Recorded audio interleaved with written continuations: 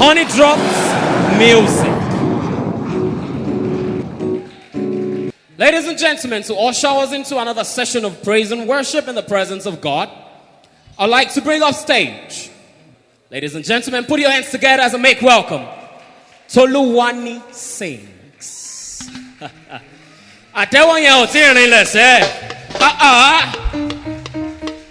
Hallelujah. If you are jamming your hands together for Jesus, can you do more than that? If it is Jesus that you are jamming your hands together for, can you do more than that? Hallelujah. Please, can you just go and meet 5 people? Just tell them if you are getting everything, get the presence of God. Just 5 people. Tell them if you are getting anything. Tell them to get the presence of God. Hallelujah. Some people are still forming tush in the presence of God. In the presence of God, my brother will say forming and packaging, it is not what? It is not allowed. As my daddy said, PhD, when you are in the presence of God, you are a mere mortal. And nowadays, I will need to be motivating you. If I don't tell some people, trailer 40, some people will not praise God. But the Bible says in the book of Romans chapter 8 verse 11, it says, if the spirit of him that raised Jesus from the dead lives in you, he said it's going to quicken your mortal body. So I don't need to tell you, what? Can we just raise our hands while we worship the name of the Lord? I want to celebrate the name of the Lord for this opportunity given to minister on this platform to the children of God. It is not in any way taken for granted. I celebrate all my daddies. More grace, and my mommy, Oyin Drops. Mommy Oyida, I celebrate you, ma. And mommy, there will be by mommy Bola Discovery. Please help me to celebrate this woman of God. Help me to celebrate her. My sisters, Ejire Oladosu, I celebrate you. I celebrate. Wherever you are, can you just lift up your hands while we worship the name of the Lord? While we give it all to Him. While we give it all to Him, can you celebrate Him wherever you are? Èmi a máa pè ní àgbàlagbà oyè Ọlọ́run tó pọ̀ nípa àti agbára. Àwọn Yíbò ń pè ní Ezeno n'elu ọ̀gọ̀dọ̀ ya na kú náà là. Pípé nínú ọlá ńlá alágbàlá ìmọ́lẹ̀ Ọlọ́run tó pọ̀ nípa àti agbára. Can you just decree? Can you just worship His holy name? Can you pick a song from your heart and use it to worship His holy name? The Bible says with the fruit of our lips we use it to render the sacrifice of praise to Him. Wherever you are, can you just declare His worship? Can you just declare His worship? Can you declare His worship? Can you worship Him? Can you worship Him? Worship Him. Give it all to Jesus. Give it all to Jesus. Kan sọ wípé Jésù yóò jọba. Aráyé ẹ̀yọ̀. Níbi tó bá wà sọ pé ẹ kéde rẹ̀ fún gbogbo àgbáyé. Sọ pé Jésù yóò jọba. Ní gbogbo àgbáyé. Yéyéyéyé sọ pé ẹ múra láti pàdé. Mi ò gbọ́ lẹ́nu rẹ̀ sọ pé Jésù yóò jọba. Aráyé sọ pé ẹ kéde rẹ̀ fún gbogbo àgbáyé. Àyáyàyà sọ pé Jésù yóò jọba. Ní gbogbo àgbáyé sọ pé ẹ múra láti pàdé. Ó ní wípé ẹ̀yin áńgẹ́lì dídán ẹlùdùrú wúrà. Ní gbogbo yín júbà tẹ̀wọ̀n ojú rẹ̀. Ní gbogbo jọba rẹ̀ báyé ti yí lọ. Ayérayé o, iṣẹ́ rẹ̀ yóò máa yí. Pariwo sókè náà. Iṣẹ́ rẹ̀ yóò máa yí. Sọ pé ìbùkún fún Olúwa ọ̀hún. Ó yá sọ pé Ọlọ́run tó lágbára yé. Òṣùbà rẹ̀ máa yé. Sọ pé òṣùbà rẹ̀ máa yé o. Ẹ máa gbọ́ná Ọlọ́run tó ní destiny mi sọ pé òṣùbà rẹ̀ máa yé o. Òṣùbà rẹ̀ máa yé o. Ènìyàn ìbá ti gbé mi o. Bí kò ṣe wọ́ Ọlọ́run tó ní agbára. Pariwo sókè sọ wípé ayé ìbá ti gbé mi o. Bí kò ṣe wọ́ ọba tó ń jà fún ìlọ. lọ́jọ́ gbogbo. Ènìyàn ìbá sọ wípé kò wá tán fún mi bí kò ṣe wọ́ Ọlọ́run tó strong gidi gan. Ayé ìbá ti gbé mi o bí kò ṣe wọ́ ọba tó jà fún mi. Ó ní wípé mo wá rí fọ́ba tó ní dídá ayé ìbàrẹ̀ sáré onígbẹ̀dẹ̀ ọ̀run. Ìwọ tó ní gbogbo ayé ní ìkáwọ́ bó ti lò ìka tó. Ìbà onímọ̀ tó ga jù bàbá ni bàbá ń ṣe. Torí wípé ó ṣe mí dábì òun ó pín mi ní ìpín tí kò jọ tẹ́nibọ̀dì. Mi ò lálẹ́ wo èmi ní àmì àṣẹ̀dá látọ̀run. Àdágbẹ̀yìn ni mi ó wá fi mí jọba ohun gbogbo tó ti kọ́ dá. Ó dá mi ó sún mi níre èmi ní bẹ́ẹ̀ ni àṣẹ Olódùmarè ni. Àmì lòun èmi lànà àyànmọ́ ògo ogún mi. Ẹ̀dá èmi ló fi ṣèránṣẹ́ mi àkọ́rí ìran mi ojú ògo rẹ̀ ni. Ẹ sọ wípé mo ní mi yé nínú sọ̀rọ̀ sókè. Ẹni òní mi òní mọ́. Ó ní wípé bigger than all my struggles, bigger than everything. God is bigger than every mountain that I cannot see. Bigger than every challenges, bigger than all my anxieties. God is bigger than every mountain that I cannot see. Ìtorí wípé okùnrin yóò sa Jọ́dánì padà sẹ́yìn. Òkè ńlá fò bí àgbo kékèké bí ọ̀dọ́ àgùntàn. Wárìrì ìwọ ilẹ̀ níwájú Olúwa, níwájú Ọlọ́run Jákọ́bù ológo dídán. Ẹrù jẹjẹjẹjẹ ọba yé. Mọ́mí sójọba ìlú yín kì í ṣẹgbẹ́ ọba kọ́ba.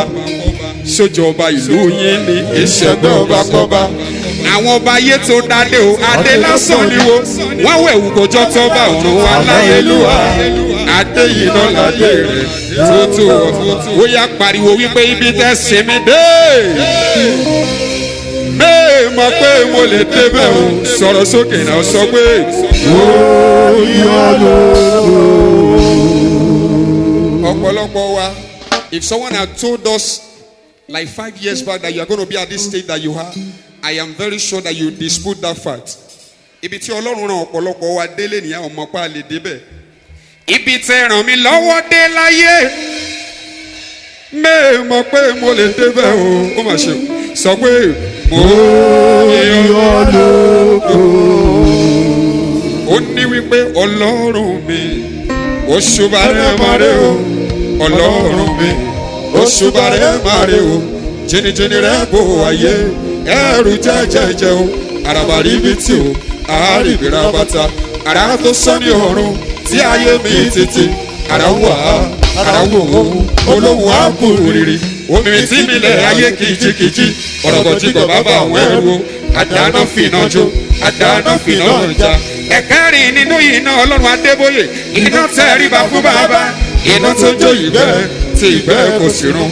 Kẹ̀kẹ́ iná tó gbé Èlíjà lọ sí ọ̀run, ọwọ́ kan ṣoṣo tó gbé gbogbo ayé ró, ọwọ́ tó wà gbé jáde nínú omi, ọwọ́ tó gbé òkú ọjọ́ mẹ́rin dìde, òbẹ́ ní ìkọjà fọwọ́bọ̀ gbogbo àlè lójú, ọ̀rọ̀ ìgbàanì ti gbé gbólóhùn mi, aláṣẹ àgbà tó fọ agígé láríyá, agbọ̀ngbẹ òkú alùpùpù wọ́sá, akìní inú ilé, àti lójú ogun, àròdẹ̀dẹ̀ ọ̀la, àròdẹ̀dẹ̀ ọ̀rọ̀, aláfíà jọ́bọ́ ní aṣúdẹ̀dẹ̀ bí òjò, kìnìún ẹ̀yà Júdà, ẹ̀rù tó ju gbogbo ẹ̀rù mìíràn, ẹ̀rù rẹ̀ tó bá ọ tó ó ní wípé kò sólúwa lórí ilẹ̀ ayé, kò sólúwa lórí ilẹ̀ ayé, máa gbọ́ná kò sólúwa lórí ilẹ̀ ayé òun, àfọlọ́run nìkan, àfọlọ́run tí ayé gbé bọ̀. There is no Lord on earth, there is no Lord on earth except the God that the whole world communally worship. Kò sólúwa lórí ilẹ̀ ayé ẹ̀dúró, kò sólúwa lórí ilẹ̀ ayé o jẹ́ kan gbọ́, kò sólúwa lórí ilẹ̀ ayé o, àfọlọ́run tí ayé gbé. Oh yeah, see the way you love me, see the way you care for me, you carry my matter for your head o. Everybody sọ pé Ilé bí náà sọ. like a little baby, bí ọmọ kékeré, You watch over me. You know they use me, they play, oh, so bad now. Ó yá jẹ́ ká ṣe báyìí, lẹ́yìn Jésù kò sẹ́nìkan.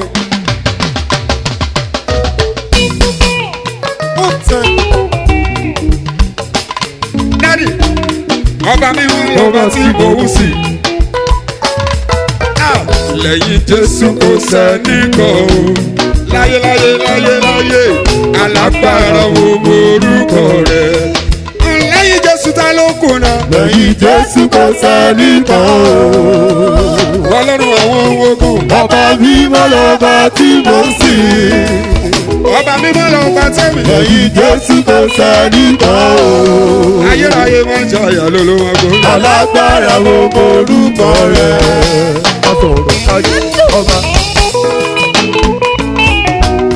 And somebody shout Jesus. Thank you, Jesus. Kòsí o.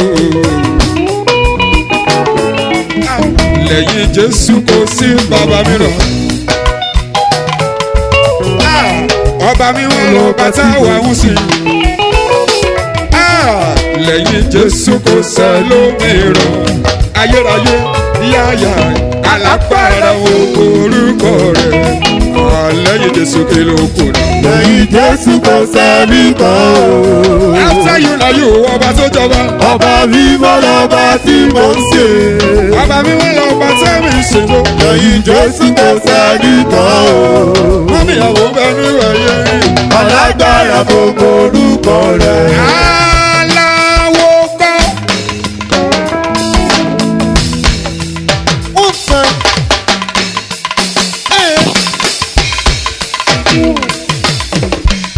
Dádì sọ pé Ọlọ́run ni. Oníṣègùn kan. Láyéláyé Ọlọ́run ni. Ènìyàn kan sọ pé Ènìyàn kan. láyéláyé Ọlọ́run. Ọlọ́run àwọn bàbá wa. Ó ń jọ mi lójú lójoojúmọ́. Ọlọ́run àwọn bàbá wa. Sọ pé ó ń jọ mi lójú lójoojúmọ́. Sọ̀rọ̀ sókè. Ọlọ́run àwọn bàbá wa. Ó ń jọ mi lójú lójoojúmọ́. Sọ̀rọ̀ sókè. Ọlọ́run àwọn bàbá wa. Ó ń jọ mi lójú lójoojúmọ́. Ọlọ́run àwọn bàbá wa. Sọ pé ó ń jọ mi lójú lójoojúmọ́. Ẹni tó dá everybody sí o. Ó ń jọ mi lójú lójoojúmọ́. Sọ̀rọ̀ sókè. Ọlọ́run àwọn bàbá wa. Ó ń jọ mi lójú lójoojúmọ́. Hallelujah. Ọlọ́run àwọn bàbá wa. Ó ń jọ mi lójú lójoojúmọ́. Ó ní wípé ọba tó gbómi tútù jáde láti inú àpáta. Òun ló rán bàdà látòde ọ̀run wá sọ pé Ẹ fi ìyìn fún Olúwa. Nítorí tí ó ṣe, nítorí àánú rẹ̀ dúró tì. Ẹ fi ìyìn fún Olúwa lókè ọ̀run. Ẹ fi ìyìn fún Olúwa lókè ọ̀run. Ọba tó ṣòwò ọ̀gbọ́n tó gbọ́. ẹ̀fì. Àdàlẹ́jọ́ lọ́wọ́ Pílátù ṣùgbọ́n ṣàkóso òkú nítorí ẹ̀ṣẹ̀ gbogbo àgbáyé sọ pé Ẹ fi ìyìn fún Olúwa. Nítorí tí ó ṣe, nítorí àánú rẹ̀ dúró tì. ó yá gbàngbà gbàngbà Gbangba gbangba.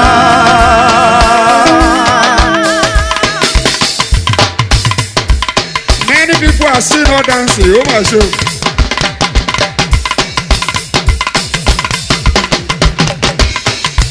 mọ́mí ó yá gbàngbà gbàngbà Gbangba gbangba.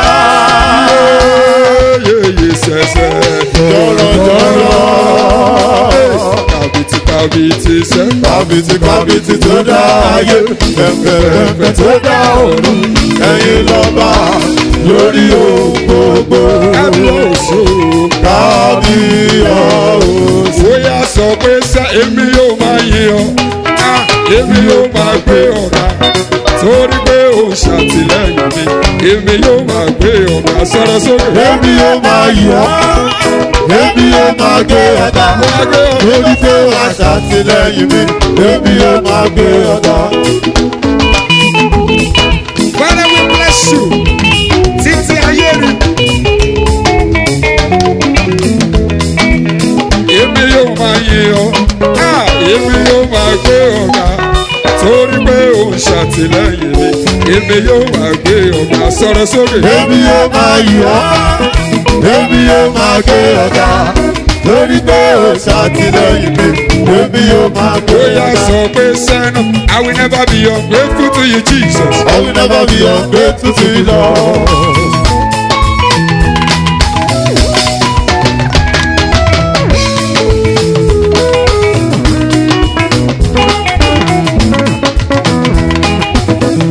I will never be ungrateful to you, Daddy. I will never be ungrateful to you, Lord. Ibi o mú mi dé, ibi tó mú mi lọ. I will never be ungrateful to you, Lord. Especially ibi tó ti mú mi bọ̀. I will never be ungrateful to you, Lord. Ẹ̀sìn kórì kálẹ̀ ibi tó gbèsè mi. I will never be ungrateful to you, Lord.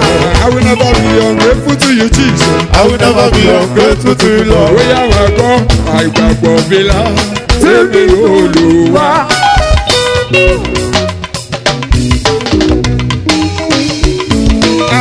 Òun yóò ṣe dédé fún ìgbàlà mi. Ìṣàmà Ìṣàmà gbàdúrà. Ìṣàmà gbàdúrà. Olùṣèrànwọ́. Kàtí Kírísì. Kàkísọ̀ lọ́dọ̀ ní ìgboyà kò sí. Ẹ máa gbọ́ná ìfẹ́ tó fi hàn ó jẹ́ kí n rò pé.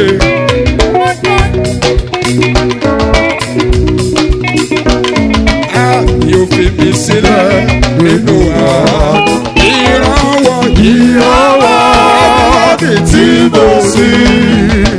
Ìrànwọ́ tí mo sí.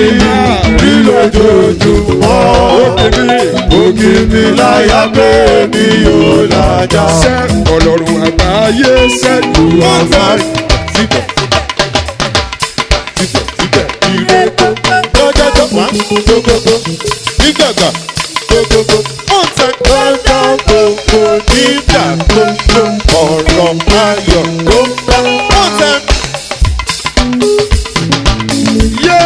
Ọlọ́run àgbáyé bá wa ju àmọ́ ìtì. Ọba tó gbé ọ̀nà gbanú òkú bàbá wa wá. Ju àmọ́ ìtì. Ìgbé nínú ọ̀làlà alágbára àdéhùrè. Ju àmọ́ ìtì. Ọlọ́run Énọ́kù Adéjàre Adébóyè. Ju àmọ́ ìtì. Ọlọ́run Tímòtì Olúwọlé Ọba Dáre. Ju àmọ́ ìtì. Ọlọ́run Dúdú Ọlọ́run Kòkò bàbá rẹ̀. Ju àmọ́ ìtì. Ọlọ́run Joseph Ayọ̀délé Babalọ́lá. Ju àmọ́ ìtì. Ọlọ́run ẹni tó pọ̀ Ọlọ́run àwọn tó gọ̀. Ju àmọ́ ìtì. Ó yá sọ pé ṣe bí wàá ló fojú ọ̀run Ṣaṣọ búra. Ṣe bí wàá ló fojú ọ̀run Ṣaṣọ búra. Ọlọ́run Àtàyè ojú àmọ́ ìtì. Let somebody shout hallelujah. Hallelujah. Are we ready to take it to another level? Are you ready to dance at all? Please, can you hold that sequence? Hallelujah. We are ready to give it all to Jesus. 1, 2, 3, go. Hallelujah. Hallelujah. Hallelujah. Hallelujah. Come on now.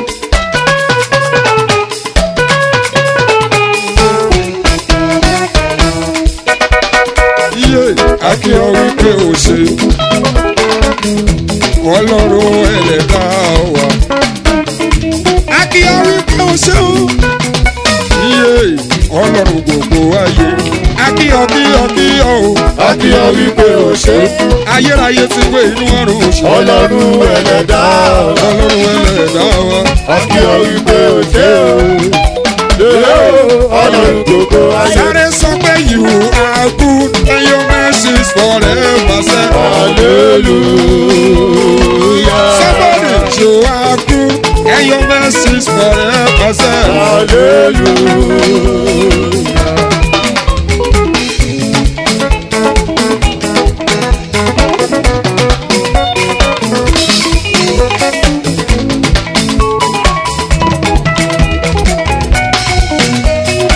Sáré sọ pé you are good and mercy is forever. Say, hallelujah.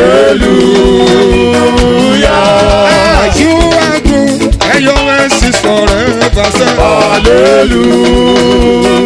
Oya máa gbọ́ sẹ́nu ọgbà ẹgbẹ̀rún mẹ́tẹ̀ẹ̀ta.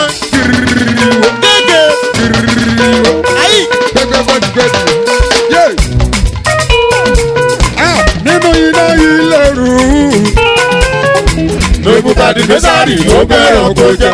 Ọlọ́run ló gbà wíjọ. Bí o tó yájú sábà tó lẹ́nu ìgbé. Ọlọ́run Èmi ṣe kábíyèsí rẹ̀. everybody sọ pé Ọba tó gbàdọ̀balẹ̀ ọba. Ọba tó gbàdọ̀balẹ̀ ọba. hallelujah Ọba tó gbàdọ̀balẹ̀ ọba. Èmi ṣe kábíyèsí rẹ̀. ọba tó gbàdọ̀balẹ̀ ọba. Ọba tó gbàdọ̀balẹ̀ ọba. hallelujah sọ pé Ọba tó gbàdọ̀balẹ̀ ọba. ilẹ̀ ń ṣe sẹ́ Èmi ṣe kábíyèsí rẹ̀. ọba tó gbàdọ̀balẹ̀ sẹ́ Ọba tó gbàdọ̀balẹ̀ ọba. ọba tó gbàṣẹ Ọba tó gbàdọ̀balẹ̀ ọba. Ọba tó gbàdọ̀balẹ̀ ọba. bóyá kí ilẹ̀ ń ṣe sẹ́ Èmi ṣe kábíyèsí rẹ̀. bóyá sáré sọ pé sẹ́ àwa ò dẹ̀ mọ́ Jésù òyìnbó. Wọ́n fẹ́ kíkí lómi òyìnbó báwo Jésù mi òkè lábúlé Jésù mi òkè lóṣòdì Jésù mi Jésù mi Jésù mi ẹrù jẹjẹjẹjẹjẹ. Oyè orí ìfẹ́ ló ń gbé. Magbọ́nà àwa ò mọ Jésù àgègè. A ò mọ Jésù ìkẹjà. Ó yá sọ pé sẹ́nu. Jésù tí mo mọ̀ àpáta ayérayé. Sáré sọ pé àpáta ayérayé sọ̀rọ̀ sókè. Àpáta ayérayé.